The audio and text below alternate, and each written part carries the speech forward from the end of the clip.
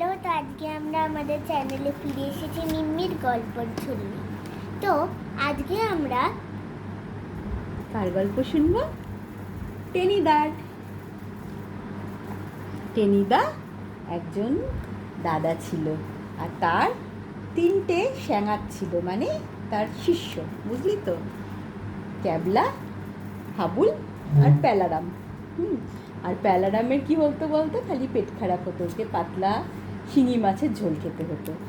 আর টেনিদা কী করতো বলতো, সব সময় ওদের ঘাড় ভেঙে খাবার খেত, ভীষণ খেতে ভালোবাসতো। ও ওদের ওদের পকেট থেকে পয়সা নিয়ে খালি খাবার খেত, বুঝছিস তো? আর টেনিদা প্রচণ্ড গুল মারতো। গুল মানে কি জানিস? মিথ্যে কথা বানিয়ে বানিয়ে বলতো, বুঝছিস তো? তো টেনিদার গল্প খুব মজার গল্প হয়। দিদি ছোটোবেলায় 4 মূর্তি বলে একটা দেখতো, তুই দেখেছিস? তাতে ছিল টেনিদার বুদ্ধি, যেন মুখ শুদ্ধি, সাবাস লিডার। সেই টেনিদার গল্প। আজকের গল্প দশানন চরিত। দশানন মানে যার 10টা মাথা, মানে রাবণ। আমি খুব উত্তেজিত হয়ে টেনিদাকে বললুম, হ্যারিসন রোডের লোককে একটা পকেট মারকে ধরেছে। পকেট মার জানিস কি বলতো? যারা পকেট থেকে টাকা তুলে নেয়, মানি ব্যাগটা তুলে নেয়। টেনিদা আমার দিকে কীরকম উদাসভাবে চেয়ে রইল খানিকক্ষণ। তারপর তারপর আর কি, থানায় নিয়ে গেল। লোকে পিটতে চেষ্টা করেনি, পিট্টি করেনি আবার। ভাগ্যিস একজন পুলিশ এসে পড়েছিল, সে হাত জোর করে বললে, দাদা রে, মেরে আর কি করবেন? মার খেয়ে খেয়ে এদের তো গায়ের চামড়া গন্ডারের মতো পুরু হয়ে গেছে, অনর্থক আপনাদের হাত ব্যথা হয়ে যাবে, তার চাইতে ছেড়ে দিন। এই মাসখানেক জেলখানায় কাটিয়ে আসুক, ততদিন আপনাদের পকেটগুলো নিরাপদে থাকবে। বেশ হয়েছে বলে টেনিদা গম্ভীর হয়ে গেল।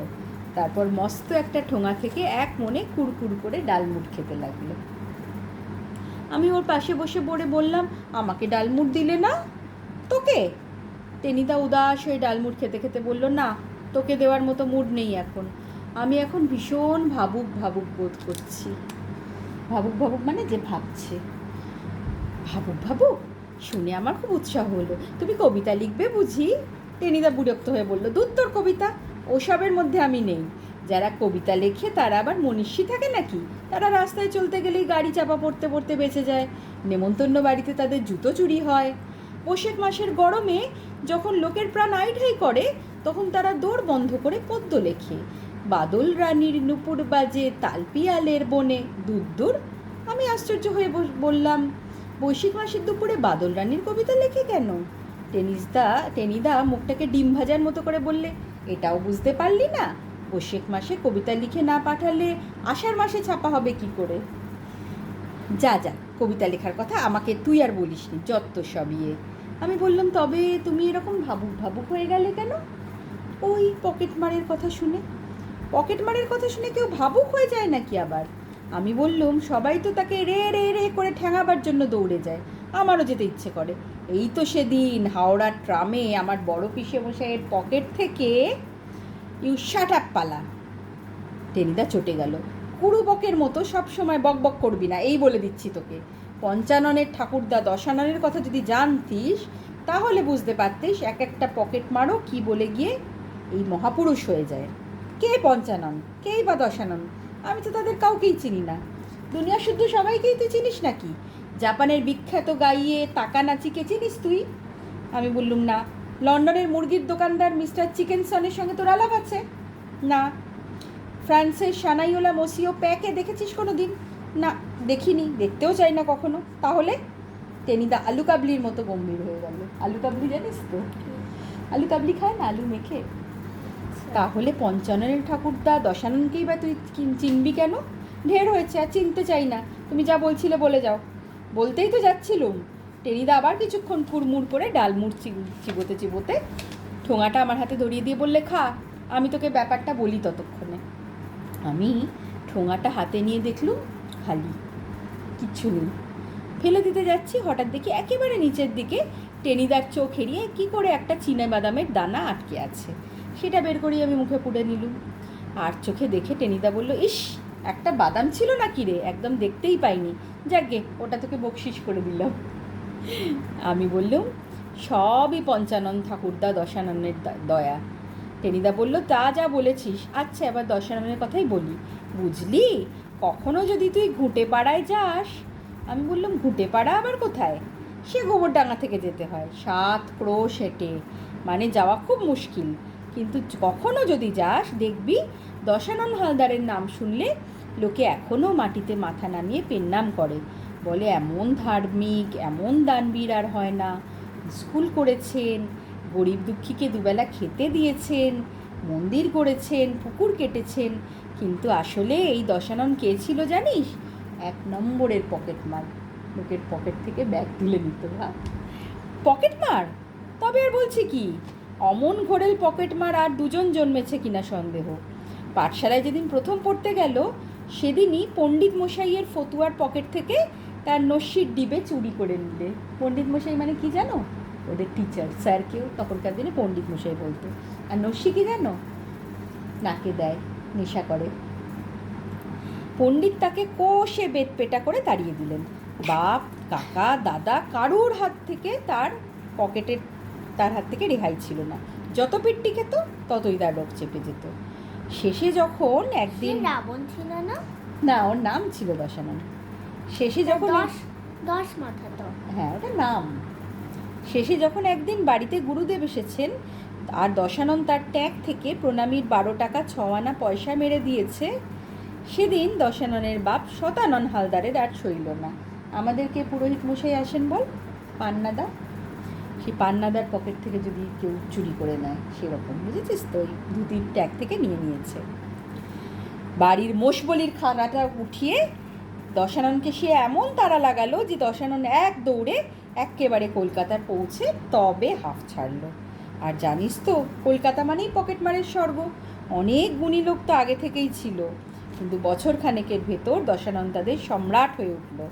তার উৎপাতে লোকে পাগল হয়ে গেল। টালা থেকে টালিগঞ্জ আর শিয়ালদা থেকে শালকে পর্যন্ত কারুর পকেটের টাকা কড়ি, কলম থেকে মায় সুপুরির কুচি কিংবা এলাচ দানা পর্যন্ত বাদ যেত না, সব তুলে নিত, বুঝেছিস তো? ধরা যে পড়তো না তা নয়, 2 মাস 6 মাস জেল খাটতো, তারপর বেরিয়ে এসে আবার যে কেসি। পুলিশ শুদ্ধ জেরবার হয়ে উঠল। তখন দেশে ইংরেজ রাজত্ব ছিল, জানো তো? আগে ইংরেজরা আমাদের ব্রিটিশ। পুলিশ কমিশনার ছিলেন এক কড়া সাহেব, মিস্টার প্যান্থার না কি যেন নাম। লোকে তার কাছে গিয়ে ধর্ণা দিতে লাগলো। প্যান্থার তাদের বলল, পকেটমারকে তো ফাঁসি দেওয়া যায় না, নতুবা আমি দশাননকে টাই দিতাম। ওরম করে কথা বলে না ইংরেজরা। এবার ধরিতে পারিলে তাহাকে এমন শিক্ষা দিব যে সে আর পকেট কাটিবে না। ধরা অবশ্য দশানন কদিন বাদেই পড়ল। পকেটটা তো ঠিক করে বলতে পারবে। হ্যাঁ, পকেটমারের ব্যাপার তো জানিস, ওরা প্রায়ই জেলে গিয়ে মুখ বদলে আসে, ওদের ভালোই লাগে বোধহয়। কিন্তু এবার দশানন ধরা পড়া মাত্র তাকে নিয়ে যাওয়া হলো প্যান্থার সাহেবের কাছে। সাহেব বলিল, ওই দশানন, তুমি তো কলকাতায় লোকিকে ঠাকিতে দিবে না, তাই এবার তোমার একটা পাকা বন্দোবস্ত করিতেছি। এই বলে সে হুকুম দিলে, ইহাকে লঞ্চে করিয়া লইয়া গিয়া সুন্দরবনে ছাড়িয়া দাও। সেখানে গিয়া কাহার পকেট মারে দেখিব, বাঘের তো আর পকেট নাই। ভাব, দশানন বিস্তর কান্নাকাটি করিল। আর করব না স্যার, এ যাত্রায় ছেড়ে দিন স্যার বলে অনেক হাতে পায়ে ধরল, কিন্তু চিড়ে ভিজল না। সাহেব ঠাট্টা করে বলল, যাও বাঘের পকেট মারিতে চেষ্টা করো, যদি পারো তোমাকে রায় সাহেব উপাধি দিব। তারপরে আর কি, পুলিশ লঞ্চে করে দশাননকে নিয়ে গেল সুন্দরবনে। সেখানে তারা নামিয়েই দে চম্পট, তাদেরও তো বাঘের ভয় আছে, জানো তো? সুন্দরবনে তো বড় বড় বাঘ, যারা আবার মানুষ খায়, ম্যানিটার। এদিকে দশাননের তো আত্মারাম খাঁচা ছাড়া, জলে গিজগিজ করছে কুমির। কুমির মানে? হ্যাঁ, ঝোপে ঝোপে মানুষ খেকো বাঘ। সুন্দরবনের মানেই জমের আড়ত। এর চাইতে সাহেব যে তাকে ফাঁসিতে ঝোলালেও ভালো হতো। বেলা পড়ে আসছিল, একটু দূরেই কোথাও হালুম হালুম ডাক শোনা গেল। দশানন একেবারে চোখ কান বুজে ছুটল। সুন্দরী গাছের শিকড়ে হোঁচট খেয়ে, গোলপাতার ঝোপে আছাড় খেয়ে দৌড়তে দৌড়তে দেখে সামনে এক মস্ত ভাঙা বাড়ি। আদ্যিকালের পুরনো ইটকাঠ খসে পড়ছে, তবু অনেকখানি এখনো দাঁড়িয়ে। মরিয়া হয়ে দশানন ঢুকে গেল তারই ভেতরে। হাজার হোক বাড়ি তো বটে। ভাঙা সিঁড়ি দিয়ে দোতলায় উঠতেই দেখে সামনে একটা মস্ত বড় ঘর। দরজায় তার মাকড়সার জাল, ভেতরে কত জন্মের ধুলো। তবু ঘরটা বেশ আস্ত আছে, একটু সাফসুত্র করে নিলে শোয়াও যাবে এক পাশে। দেশলাই জেলে সাবধানে সব দেখে নিলে দশানন, না সাপ খোপ নেই, আর দোতলার ঘর বাঘও চট করে এখানে উঠে আসবে না। শুধু দশানন ঘরে ঢুকতে চটপট করে কতগুলো চামচিকে বেরিয়ে গেল। চামচিকে জানো যেরকম ফটফট ফটফট করে করে ওড়ে, অনেকটা প্রজাপতির মতো দেখতে কালো কালো হয়, দেখেছো? ব্যাট ব্যাট বাদুর। তা বেরোক, চামচিকে তার ভয় নেই। ক্যানিংয়ের বাজার থেকে পুলিশ তাকে এক চাঙারি খাবার দিয়েছিল, মনের দুঃখে তাই খানিকটা খেলো দশানন। বাইরে তখন দারুণ অন্ধকার নেমেছে, ঝিঝি ডাকছে, পোকা ডাকছে, অনেক দূর থেকে বাঘের ডাকও আসছে। জয় মা কালী বলে কাপড় জড়িয়ে ঘরের এক কোনায় শুয়ে পড়ল দশানন। রাতটা তো কাটুক, কাল সকালে যা হয় দেখা যাবে। বাঘের ডাক, ঝিঝির শব্দ, জঙ্গলের পাতায় পাতায় হাওয়ায় আওয়াজ, আর মশার কামড়ের ভেতরে ভয় ভাবনায় কখন যে দশানন ঘুমিয়ে পড়েছে জানে না। কতক্ষণ ধরে ঘুমোচ্ছিল তাও না, হঠাৎ এক সময় সে চমকে জেগে উঠল। দেখলো ভাঙা জানলা দিয়ে ঘরের ভেতরে জ্যোৎস্না পড়েছে। জ্যোৎস্না জানো তো কি? চাঁদের আলো। আর সেই জ্যোৎস্নার মাঝখানে দাঁড়িয়ে এক বিরাট পুরুষ। তার পোশাক আশাক থিয়েটারের মোগল সেনাপতির মতো, মুখে লম্বা দাড়ি, মাথায় পাগড়ি, আগুনের মতো তার চোখ দুটো দপদপ করে জ্বলছে। দশাননের হাত পা ঠান্ডা হয়ে গেল। বুঝতে বাকি রইল না ওটা কি? ভূত। তাও যে সে ভূত নয়, একেবারে মোগলাই ভূত। ভূত বাজখাই গলায় বলল, এই বেত্তামিজ, তোর কে রে? আমার প্রাসাদে ঢুকেছিস কেন? দশানন একটু সামনে নিলে, উঠে সামনে এসে একবারে মাটিতে লুটিয়ে পড়ে প্রণাম করলো ভূতকে। বলল, হুজুর আমায় মাফ করবেন, আমি কিছুই জানতুম না। সন্ধেবেলায় বাঘের ভয় ছুটতে ছুটতে এখানে এসে আশ্রয় নিয়েছি, দয়া করে রাতটার মতো আমায় থাকতে দিন, ভোর হলেই চলে যাব। ভূত খুশি হলো, চাপদারির ফাঁকে হেসে বলল, ঠিক আছে থেকে যা, তুই যখন আমার আশ্রয় নিয়েছিস তখন তোকে কিছু বললে আমার গুনাহ হবে, গুনাহ মানে পাপ হবে। কিন্তু তোর বাড়ি কোথায়? আগে বাংলাদেশে। বেশ বেশ, উঠে দাঁড়া। দশানন উঠে ভূতের সামনে দাঁড়ালো। ভূত খুব মন দিয়ে তাকে দেখতে লাগলো। তারপর বলল, তোর বেশ সাহস টাহস আছে দেখছি, আমার একটা কাজ করতে পারবি? আগে হুকুম করলেই পারি। দশানন খুব বিনীত হয়ে হাত কচলাতে লাগলো। হাত কচলাতে মানে এরাম এরাম করছে, বুঝছিস তো? কেন? মানে মানে বিনু পোলাইটলি বলছে, তুই একবার নবাব সিরাজদৌল্লার কাছে যেতে পারিস। আগে কার কাছে? দশানন ঘাবড়ে গেল। কেন? বাংলা, বিহার, উড়িষ্যার নবাব সিরাজদৌল্লার নাম শুনিসনি? মানে রাজা তখনকার দিনে, বুঝলি, খুব বড় নবাব সিরাজদৌল্লা। ভূত খুব আশ্চর্য হলো, তুই কোথাকার গাধারে? নাম জানি বই কি হুজুর, বিলক্ষণ জানি। দশানন মাথা চুলকে বললে, কিন্তু তিনি তো অনেক দিন আগে মারা গেছেন, আমি কি করে তার কাছে? মারা গেছেন মানে?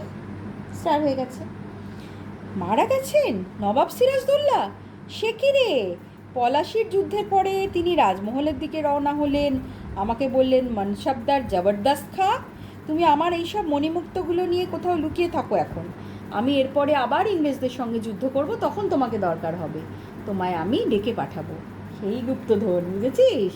যেরকম আমরা দেখে এলাম সপ্তডিঙার গুপ্তধন, সেরকম। ততক্ষণে তুমি সুন্দরবনের প্রাসাদে গিয়ে লুকিয়ে থাকো, আমি তো সেই থেকে আমি এখানে আছি। কবে আমার এন্তেকাল হয়েছে, মানে মৃত্যু হয়েছে, কিন্তু নবাবের ডাক শোনবার জন্য আমি বসে আছি, আর আমার দুই জেবে মানে পকেটে লাখ লাখ টাকার হিরে মতি বয়ে বেড়াচ্ছি, দেখবি? বলেই জবরদস্ত খা তার জেবের পকেট থেকে দুহাত ভর্তি করে মণি মুক্ত বের করলো। চাঁদের আলোয় সেগুলো ঝলমল ঝলমল করতে লাগলো। দেখে চোখ ঠিকরে বেরোলো দশাননের, মাথা ঘুরে যায় আর কি। জবরদস্ত খা আবার সেগুলো পকেটে পুরে বললে, আর তুই বলছিস নবাব বেঁচে নেই? হতেই পারে না, তাহলে নিজেইকেই আমাকে এবার খুঁজতে যেতে হচ্ছে। দশানন চুপ করে রইল। জবরদস্ত খা বলল, প্রথমে যাই মুর্শিদাবাদ, তারপর যাব রাজমহল, তারপর মুঙ্গের পর্যন্ত ঘুরে আসবো। তুই আজ রাতে আমার প্রাসাদে থাকতে পারিস, কোনো ভয় নেই। মনসবদার জবরদস্ত খার মঞ্জিলে বাঘও ঢুকতে পারে না, সাহস পাবে না। কিন্তু কাল সকালেই কেটে পড়বি। ফিরে যদি এসে দেখি তুই রয়েছিস, তাহলে কিন্তু তক্ষুনি তোর গর্দান নিয়ে নেব। গর্দান মানে যেন গলাটা এরাম করে কেটে দেবে। এই বলে জবরদস্ত খা ধাঁ ধাঁ করে চাঁদের আলোর মধ্যে মিশে গেল। তো ভূত আর দশানন যা থাকে কপালে আছে বলে তক্ষুনি বেরিয়ে পড়লো ভূতের বাড়ি থেকে। অন্ধকারে খানিক হেঁটে একটা গাছে উঠে রাত কাটালে। সকালে নদীর ধারে গিয়ে দূরে একটা জেলেদের নৌকো চোখে পড়লো। বিস্তর ডাকাডাকি করে তাদের নৌকোয় উঠে দেশে চলে এলো। আর তারপর তারপর দেশে ফিরে অতিথিশালা করলো, পুকুর কাটালো, গরিবকে দান ধ্যান করতে লাগলো, মহাপুরুষ হয়ে গেল। আমি বাধা দিয়ে বললাম, বারে টাকা পেলো কোথায়? টাকার অভাব কিরে গর্দব, জবরদস্ত খার পকেট মেরে এক থাবা মণিমুক্ত তুলে নিয়েছিল না, ও তো পকেট মারছিল। পকেট থেকে ভাব, ভূতের পকেট থেকে ও তুলে নিয়েছে জিনিসপত্র। কি সাহস ভাব! আমি খাবি খেলুম ভূতের পকেট কেটে? যে কাটতে পারে ভূতের পকেটই বা সে রেয়াত করবে কেন? টেনিদা হাসলো, অমন এক্সপার্ট হাত। কিন্তু ওইতেই তো তার স্বভাব চরিত্রের একেবারে বদলে গেল। স্বয়ং নবাব সিরাজদৌল্লার, টেনিদা গল্প বলছে, হ্যাঁ, স্বয়ং নবাব সিরাজদৌল্লার মণিমুক্তা, সেগুলো কি আর বাজে খরচ করা যায় রে? ওসব বেচে লাখ লাখ টাকা পেলো দশনা, আর তাই দিয়ে পরের উপকার করতে লাগলো, মহাপুরুষ বনে গেল একেবারে। বলছি তো, স্কুল বানাচ্ছে, অতিথিশালা বানাচ্ছে, মানে গেস্ট হাউস বানাচ্ছে। আর প্যান্থার সাহেব বাঘের পকেট খাটলে রায় সাহেব উপাধি দেবে বলেছিল। ভূতের পকেট কেটেছে জানলে তো মহারাজা টহারাজা করে দিত। কিন্তু জানিস তো, ইংরেজ নবাবের শত্রু, শুনলেই কেড়ে নিত ওগুলো। তাই বলছিলুম প্যালা, পকেট মারকেও তুচ্ছ করতে নেই, সেও যে কখন কি হয়ে যায়। আমি বললাম, যত বাজে কথা, সব বানানো বানানো। টেনিদা দাঁত খিচিয়ে বলল, you Pala, you get out. Get out আর কি করে হয়? রাস্তার ধারেই তো বসেছিলাম, কোথায় আর গেট আউট করবে? আমি টেনিদার গাঁটটা এড়ানোর জন্য ছা করে পটলডাঙ্গা স্ট্রিটে লাফিয়ে পড়লুম। কেমন গল্প হলো? আজকে মজার গল্প তো? তাহলে আবার একদিন গল্প হবে। আজকে টাটা। আজকে কিন্তু নিনির খাওয়া হয়ে গেছে। নিনি কি খেয়েছো বলে দাও? Fish fry, chicken